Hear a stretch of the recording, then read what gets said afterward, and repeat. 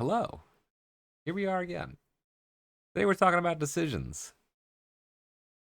And I'd like to kick it off with an idea from Alan Watts, who once said something regarding thoughts. Where did thoughts come from? And the conclusion was that we don't know. That thoughts pop up like hiccups in our mind. We're doing something and all of a sudden we're hungry. We're doing something and all of a sudden we're inspired. We go somewhere and we are less inspired. We feel good, we feel bad. And a lot of our decisions and our thoughts are very spontaneous. Some days we feel one way, some days we feel with another. And it seems to kind of happen haphazardly, where we make decisions and thoughts almost outside of our own control. I've noticed I'm in the process of searching for a home, as many people are these days, and it's a difficult decision to decide what it is that you want. Because there's so many different things to pick from out there, and things are so expensive, and it's hard to make a decision on such things. There was a time where I wanted big fancy home. There was a time where I wanted condo. There was a time where I wanted, house in the middle of nowhere. And it seems to rotate about what I want, and I can't seem to make up my mind.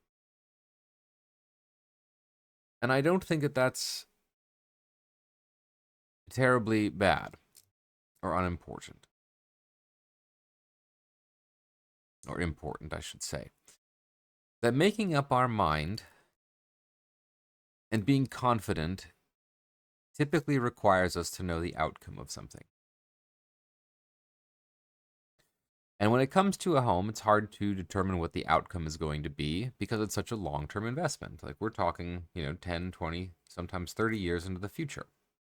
I can barely predict what's going to happen within the next 24 hours. And when we push something out like a home that's going to say you're going to possibly exist in this thing for 30 years, we start to get confused because we don't have the information to make a decision on some kind of property or some kind of long-term decision because we don't know where we're going to be in a year or 2 years or 5 years or 30 years.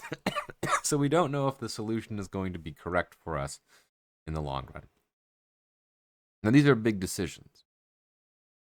However, we can't avoid these decisions. At some point, we have to make one. And that's when the spontaneity of the mind comes in.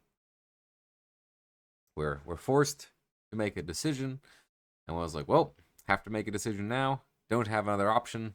Let's go for it. And we pick something, and that's the answer to it. So what this is for is to say that everyone has priorities in life. And when making a decision, we have to make sure that our priorities are met. What is your long-term goals? This was going back to something I was talking about before with your long-term goals. Spending some time to figure out what it is that you want from life. What is it that you find important? And then making sure that future decisions support what your goals are. And beyond that, a lot of things are just going to be a mystery for big decisions. But that's why it's important to understand what your long-term goals are in life and spend some time reflecting on that. And usually I enjoy meditation for that kind of process. But as you figure this out, which you will, and it might change over time, it will help making big decisions. And it's very normal for us to make wrong decisions. I think that's something that as people, we forget is an acceptable thing. That everyone makes incorrect decisions at times. And we can't beat ourselves up over it. We have to make sure our decisions align as best as they can with our long-term goals, but we cannot predict the future in most cases. So we are going to make mistakes. We're going to make incorrect decisions, and we're going to make some correct decisions as well. And we can't give ourselves too much credit for either or. As long as they're following our goals, whatever our long-term goals are, they have to follow.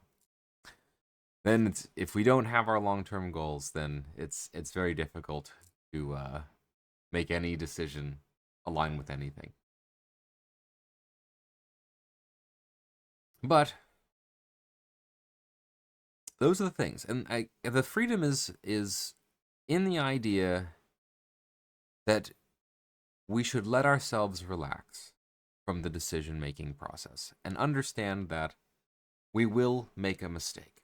Something will be wrong with our decision and our flaws, especially when it comes to such large decisions that we cannot predict the future of. These things aren't bad. This is the nature of humanity.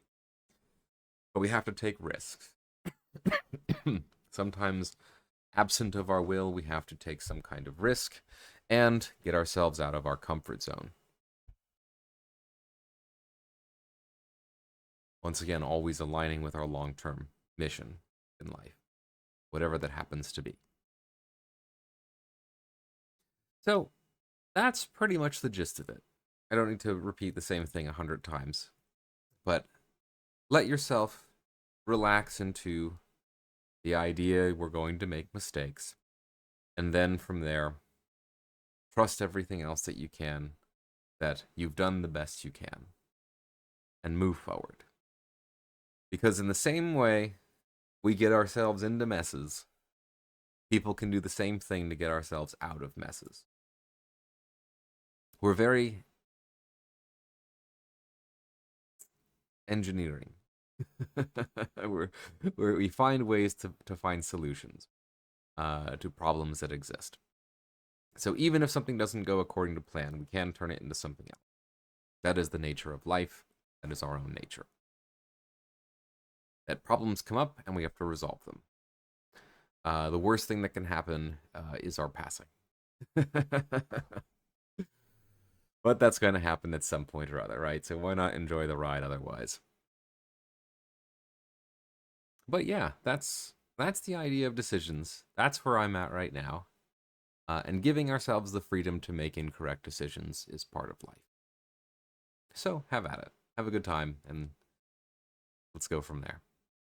But always remember to have your goals. Make sure you have your goals in life, and you plan those out so you can do the things that it is that you intend to do in life. Everything else, those are your important goals, and then everything else. So with that being said, we're going to end it there, and we'll see you tomorrow.